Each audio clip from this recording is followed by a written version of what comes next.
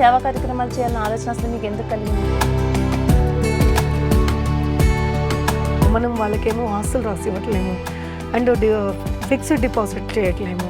బట్టలు లేని వాళ్ళకి బట్టలు కొనిస్తాము, ఆకలితో ఉన్న వాళ్ళకి అన్నం పెట్టిస్తాము, పిల్లలు ఉంటారు అనాథ ఓల్డ్ ఏజ్ పిల్లలు, వాళ్ళకి ఫ్రూట్స్ కొనిస్తాము. దాంట్లో మనం ఏం వాళ్ళ కడుపు నింపుతున్నాము, ఒంటి మీద బట్ట కొనిస్తున్నాము. అలాంటప్పుడు మంచి పని కదండి, నా పిల్లలకు కొనిస్తున్నా అనుకుంటాను, ప్లస్ నా అమ్మ నాన్నకి పెడుతున్నా అనుకుంటాను. నాకు పేరెంట్స్ లేరు.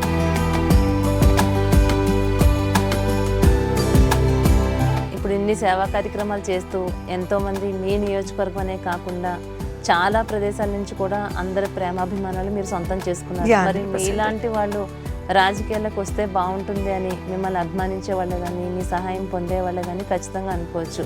అట్లాంటప్పుడు మరి మీకు రాజకీయంలోకి వచ్చే ఉద్దేశం ఏమైనా ఉందా భవిష్యత్తులో?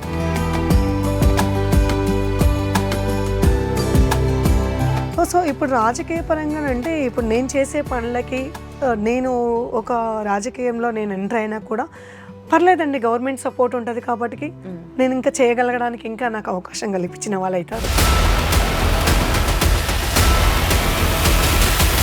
అంటే ప్రత్యేకంగా మీరు కాంగ్రెస్ పార్టీ అంటే ఎక్కువగా అభిమానిస్తూ ఉంటారు. అంటే కాంగ్రెస్ పార్టీ మీద అభిమానం, పార్టీ మీద అభిమానమా లేక రేవంత్ రెడ్డి గారి మీద ఉన్నటువంటి అభిమానంతో మీరు ఈ పార్టీని ఇష్టపడుతున్నారు?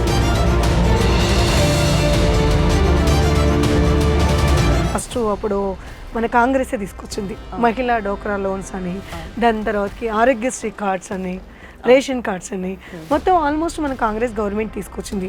అదనేది నాకు ఆ పార్టీ మీద అభిమానం ఒకటి ఉంది.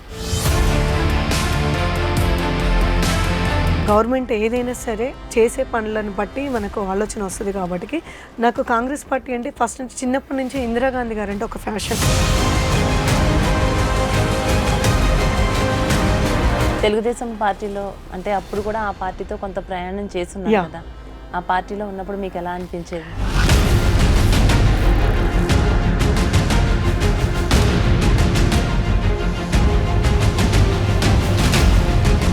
అంటే రేవంత్ రెడ్డి గారి పరిపాలన ఏ విధంగా ఉందనుకుంటున్నారు?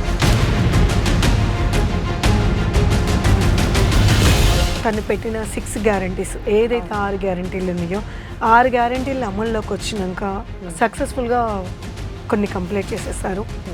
అందులో కొన్ని కంప్లీట్ చేసిన దాంట్లో కూడా అండ్ 500 రూపీస్కు గ్యాస్ అని చెప్పేసి మహిళలకు చాలా ఆదా చేశాడు. అండ్ ఆర్టీసీ బస్ చాలా ఫ్రీ పెట్టారు.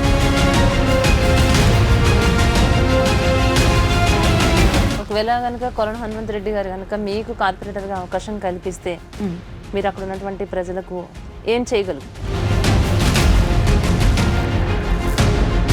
ఇప్పుడు పార్టీ తరపున అన్నయ్య ఇచ్చినా ఓకేనండి, ఇవ్వకుండా నేను చేస్తాను. నేను పార్టీకి వీరాభిమానిని, సోషల్ సర్వీస్ చేస్తాను ఓన్గా.